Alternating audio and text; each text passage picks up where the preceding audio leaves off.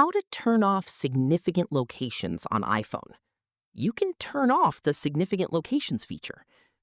First, open the Settings app on your iPhone. Now scroll down and tap on Privacy and Security. Next, tap on Location Services at the top.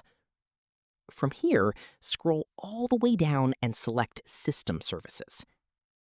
Now look for Significant Locations and tap on it. You may need to use Face ID or a passcode to access this section.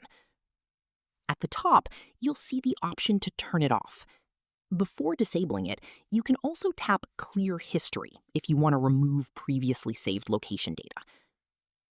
Once you're ready, simply toggle off significant locations. After this, your iPhone will no longer keep a record of the places you visit frequently, like home, work, or other commonly visited locations. And that's how you disable significant locations on iPhone for better privacy. If this tutorial helped you, don't forget to like and subscribe for more iPhone privacy tips and tutorials.